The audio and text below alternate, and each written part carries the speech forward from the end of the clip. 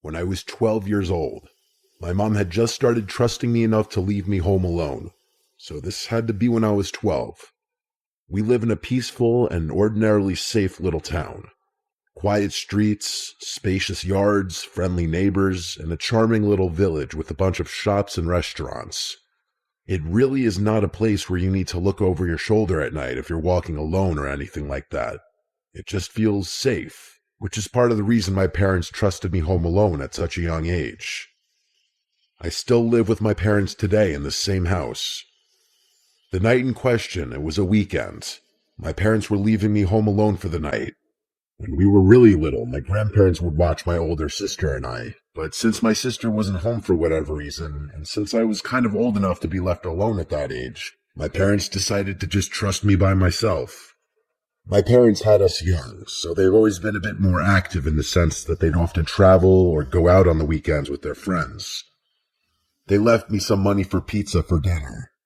It was the ideal night for a 12 or 13-year-old. House to myself, video games all night, and pizza for dinner. I used to be obsessed with James Bond video games when I was a kid, so I was playing some game called Nightfire for like my third playthrough on my PS2. After I finished the game again, I decided to order the pizza. There was a pizza place right by our house called Gianni's. It's been closed for years now, but it was one of my family's go-to pizzerias. I ordered a regular pie. At the age of 12, I could easily eat 3 slices by myself. My mom told me to wrap the leftover slices in tinfoil and put them in the fridge. I switched out discs for another video game in the meantime while I waited for the pizza, and when the doorbell finally rang, I hurried downstairs with the $20 bill my parents left me. My mom told me to tip $4. The pizza place was like 3 blocks away, so honestly, it wasn't a bad tip, especially for the time. The delivery driver was some 30-something-year-old looking guy, though he looked a little rough, like he had a really long and gross beard. He also wore glasses and was wearing a black trucker's hat. I gave him the 20 and asked for the specific change. As he handed me the box and counted the change, he looked up at me and then looked past me into the house and said, "You alone here?" I knew it was an odd and creepy question, and my parents taught me well about being wary of strangers. I said my parents are on their way home. A stupid answer in retrospect. I could have just said no, but I knew he was asking because first of all there were no cars in the driveway, and the fact that a kid was accepting the pizza at the door instead of an adult. After he handed me the change, I closed the door. I ate in the kitchen, probably had 3 slices, and then wrapped up the rest of them and put them in the fridge. I went back upstairs and played my other James Bond PS2 game, Agent Under Fire. I liked this one less than Nightfire, but it was still good.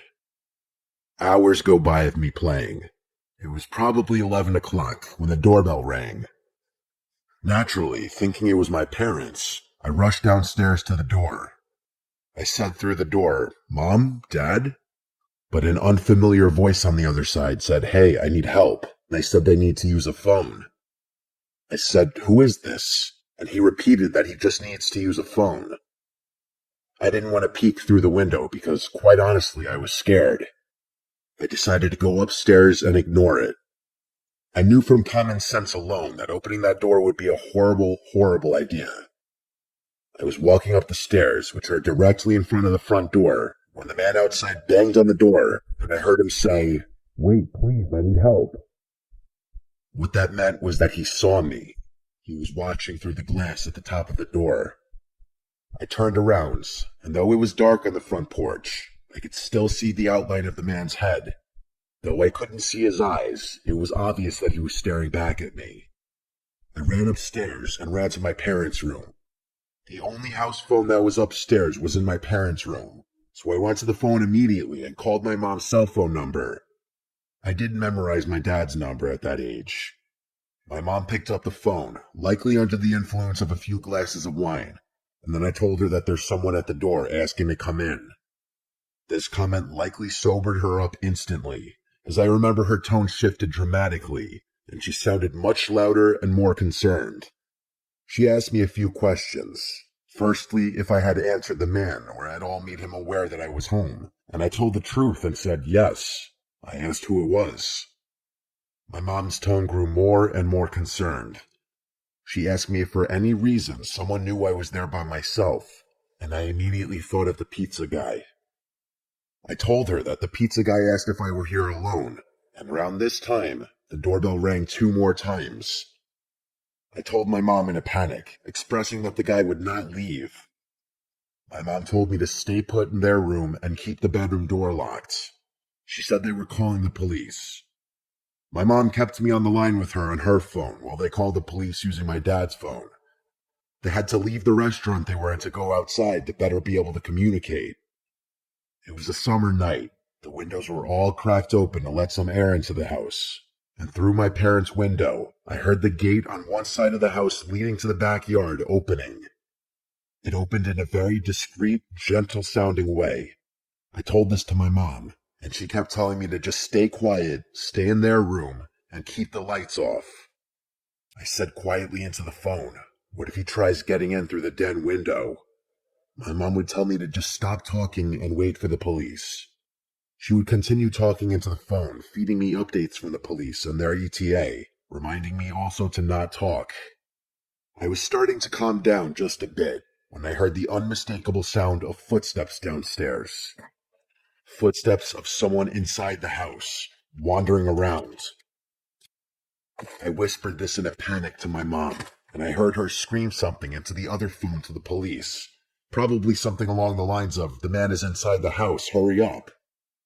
My mom told me to hide under the bed and wait there. For my 12-year-old self, it was the most horrific, unreal moment of my life.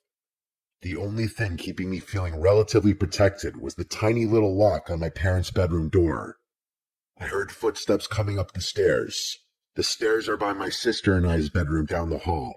My parents' bedroom is further down. The footsteps faded for a few moments, I'm assuming as the intruder went into our bedrooms, searching. My mom told me the police would force their way in and to not move until they were inside. I heard the footsteps in the hallway coming down this way until they got to the bedroom door, and then they tried pressing down the doorknob only to find it locked. They tried a few times, as if that would somehow magically unlock the door.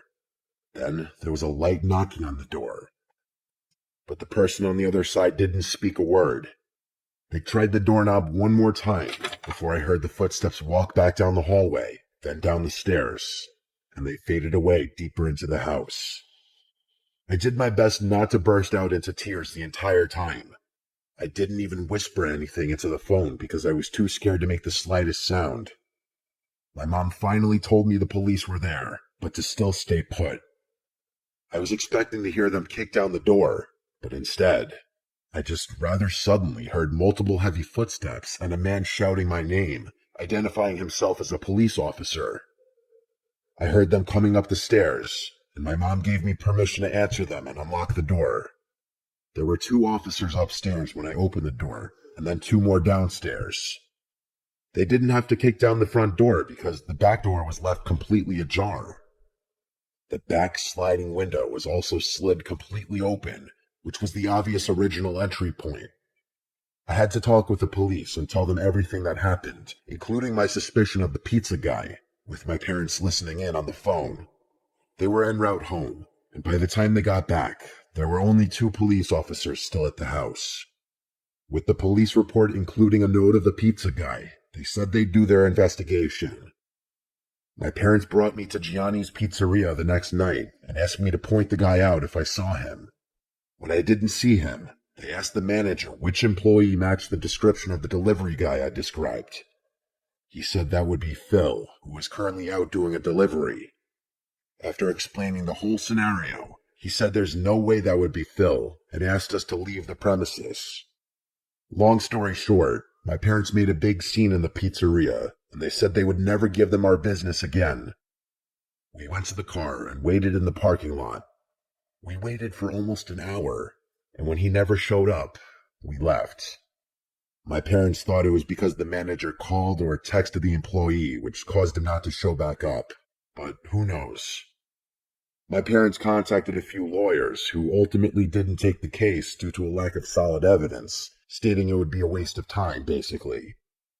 Ultimately, we never did go back to that pizzeria, and it wasn't for a long while after that that my parents felt safe leaving me home alone again, simply because of this incident. Ultimately, I do think it was the pizza guy, or at least someone associated with him, because who else would have known that I was home alone that night?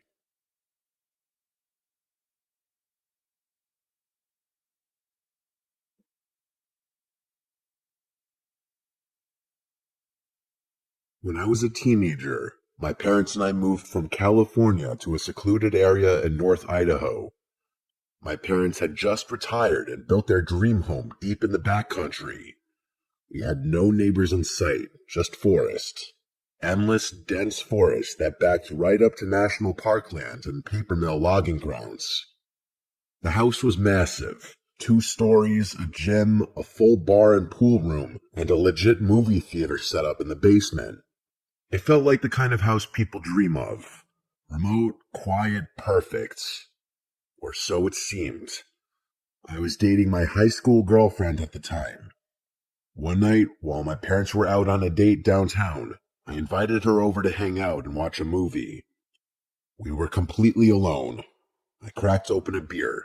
I was underage, but figured no one would care, and we headed down to the movie room to watch Gladiator.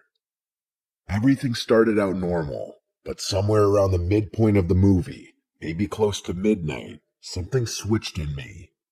Out of nowhere, I was overwhelmed with this fight or flight feeling. It was like my body sensed something my brain couldn't see. My heart was pounding, and I kept glancing at the uncovered windows behind us that looked out into the pitch-black woods. I didn't want to freak out my girlfriend, so I kept it to myself. In fact, things got a little heated between us during the movie. But the whole time, I couldn't shake the feeling that we were being watched. I didn't know from where, but I knew. After the movie ended, I walked her upstairs and out to her car. The house was dead quiet again. She drove off, and I turned to go back inside, when I remembered I'd left the bar, pool room, and movie room lights on. So I went back downstairs. I turned off the lights in the movie room first, then paused. My eyes drifted to the large window that looked into the backyard, and that's when I saw him. Man, he looked homeless. Wild hair, filthy clothes, but what froze me in place was his expression. He had the biggest, creepiest smile I've ever seen, with wide, staring eyes that looked absolutely deranged. And in his hand was a knife. He was gently tapping it on the glass over and over. At first, I thought I was hallucinating. I slowly backed away and went to the bar room to shut off the rest of the lights. That room has a sliding glass door that also faces the woods. I flipped the switch and watched in horror as the man calmly walked from the window to the door, still smiling, still staring. At this point, we were less than a foot apart, just the glass between us. He didn't try to get in. He didn't move at all. He just watched me. I went upstairs without a word. Right then, my parents were walking through the door. I told them I think I need to go to the psych ward or something. I swear, I just saw a guy with a knife watching me outside. My mom went pale. My dad's eyes narrowed, and without a word, he went to the gun safe, grabbed his rifle, and stormed out to check the property. I asked my mom what was going on. She said, there have been a few break-ins in the area. A guy wandering through the woods trying to get into homes. The description you gave matches exactly. The police were called, but they didn't find anything. No signs of entry, no footprints, just cold black woods. That should have been the end of it, but it wasn't. That night, as I tried to sleep, I could hear a light tapping sound beneath me. My bedroom was on the second floor, directly above the movie room. It sounded like metal gently tapping glass. I tried to convince myself it was nothing. The tapping lasted for hours. This happened night after night for weeks. Sometimes it would stop. Sometimes I'd wake up at 3 a.m. and hear it faintly again. I even thought I heard footsteps on the roof one night. I checked the windows, but I never saw anyone. Still, I couldn't shake the feeling that I was being stalked, watched. Then winter came. My parents had to go out of town for a few days, but they were still nervous about what had happened. Before they left, they gave me a shotgun just in case. We also had a big Rottweiler, sweetest dog you'd ever meet and totally silent, unless something was really there. One night while I was home alone, I heard slow, crunching footsteps in the snow outside, heavy and deliberate. The dog stood up, ears perked, and began growling low and deep at the front door. Then barking, ferocious, loud, and non-stop. He only ever did that when he saw something real. I stayed silent. I didn't want whoever was out there to know I was home. I didn't move. Then came the knock. Slow, hollow, and taunting. I didn't answer. I slept with the shotgun next to me that night. Door locked, blinds drawn, dog at my feet. The next morning, I went outside and saw something that made my stomach drop. Footprints.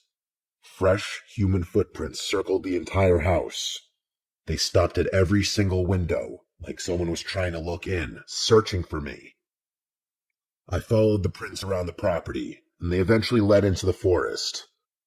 I followed them maybe half a mile before they started to zigzag, veer off, loop back, like whoever made them was trying to throw me off their trail. I turned back. Something told me it was a bad idea to keep going. That night, the tapping came back, louder this time. I knew it was him. I unlocked my door, grabbed my shotgun, and stepped onto the second-story deck. I flipped on the fog lights that illuminated the backyard. There he was. Same man, same smile, and same dead eyes. He was holding the knife again, staring directly at me like he could see through me. I raised the shotgun and shouted, "If you don't leave, I'll put one right through you." He didn't move or flinch, just stared unblinking, grinning. I fired a warning shot into the air, and that finally got a reaction. He staggered a bit, then slowly backed into the woods, still facing me. That's when I decided to unleash the dog. I sprinted downstairs, threw open the sliding door, and let him loose. He bolted into the forest like a black missile, barking and snarling. I'd never seen him that aggressive. He had a shock collar, so he couldn't go far, but I like to think he chased that guy off for good, because after that night, I never saw him again.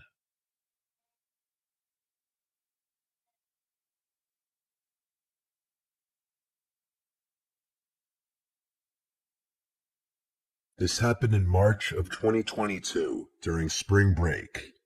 I was in my second year of college. My friends and I, 6 of us total, decided to rent a cabin out in South Carolina for a few days, just to get away from everything.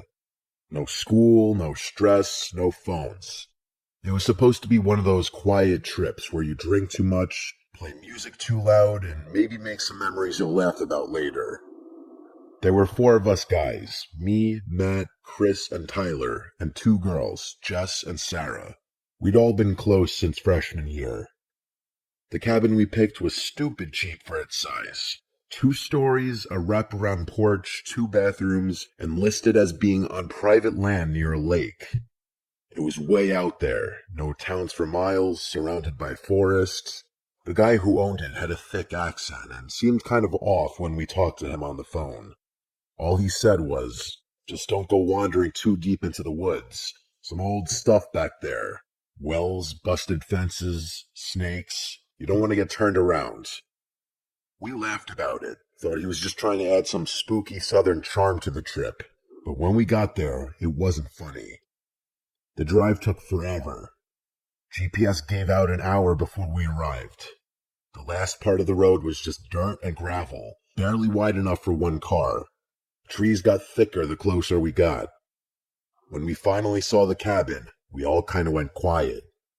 It didn't look like the pictures. It was older and dirtier. The windows were dusty, and a few of the shutters were hanging off by the hinges. There was this faint smell outside, like old garbage and wet wood. We brushed it off and made jokes, said it just added character. We unloaded, claimed rooms, and started drinking by 7 p.m. The first night was fun. We grilled outside, cranked music from a Bluetooth speaker, and played some card games. By 11, it got cold, so we moved inside. That's when I noticed how dark the woods were. I don't mean just nighttime dark. I mean complete blackness. The porch lights barely lit up more than a few feet, and the trees were so dense it felt like they were pressing in from all sides. No bugs, no wind, just total, heavy silence. We ended up crashing around 2 a.m. I had one of the rooms on the ground floor, right next to the kitchen. Small and just a bed and a window facing the woods. At around 4:15, I woke up. No reason, just wide awake like someone had poked me. I laid there for a second, heart beating fast. Then I heard it. Tap, tap, tap. I thought it was the heater at first, but then it repeated. Steady, non-metallic, non-mechanical. It sounded like fingers. I looked at the window, and there was a man standing there. He was pressed up against the glass, face almost touching it. Pale skin, wild hair, no shirt, just staring in. His mouth hung slightly open like he was breathing through it. His eyes were wide. He didn't blink. He didn't move. He just stood there and tapped, soft and slow, like he was trying to tease me. I felt like my body locked up. Then the tapping got a little faster. I whispered for Matt, who was sleeping on the couch outside my room. I said his name again, louder. He woke up groggy and asked what I wanted. I just pointed. He looked over, saw the men, and immediately jumped up, knocking over the coffee table. That must have scared the guy off, because by the time Matt turned the porch light on and ran outside, he was gone. We all got up. The girls were terrified. Tyler tried to convince everyone it was just some drunk local messing with us. Chris said maybe it was a hunter who got lost, but I knew it was that guy watching me. He wasn't lost. We blocked the doors, moved the couch in front of the big living room window, and took turns staying awake for a few hours. Nothing else happened that night. The next morning, we went outside. There were footprints, bare human footprints circling the entire cabin. They stopped at every window, every single one, even the little one above the upstairs shower. That should have been it. We should have left, but we didn't. We were dumb and stubborn, and we stayed. Night 2 started the same. Drinks, music, fire pit, but the energy was different. Everyone kept glancing at the woods. Jess didn't drink, and Chris kept his hunting knife on his belt.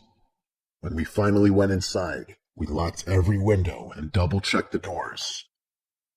Around 3:30 a.m., Matt went to the kitchen for water. He stopped in the hallway and called my name. I got up and saw him standing there, pointing. There was someone in the kitchen, the man from before, but this time he was inside, naked. His back was to us, covered in long, raw-looking scratches. He was standing in front of the fridge, staring at it like he didn't know what it was. He made this slow, swaying motion, like he was rocking on his feet. Matt didn't speak. He just backed up. We all gathered silently at the hallway entrance. I had a pocket knife. Sarah had the fire poker. Chris grabbed one of the chair legs he'd snapped earlier, trying to be funny. We turned on the light, and the man was gone. The back door was wide open, but it wasn't broken. It wasn't forced. It was just open. We left 20 minutes later. No one argued. We packed only the basics, wallets, keys, phones, and drove through the woods until we had enough signal to call the sheriff. When we met the deputy at a diner off the highway, he didn't look surprised at all. He asked if anyone was hurt, then said, "Yeah, we've had some trouble with folks squatting up in those woods. Not always right in the head." We tried to explain it wasn't just some homeless guy. This man watched us, came back 2 nights in a row, and had a key or somehow got inside. The deputy just nodded like he'd heard it before. When we mentioned the owner, his face almost implied that he knew the guy. The listing disappeared a few days later, completely wiped from every rental site. We never got answers, never got a call. We never even got our deposit back. But that face, the way he looked at me through the window, I still see it sometimes when I wake up at night. We don't talk about that trip much anymore, but as far as I know, none of us have been back to South Carolina since.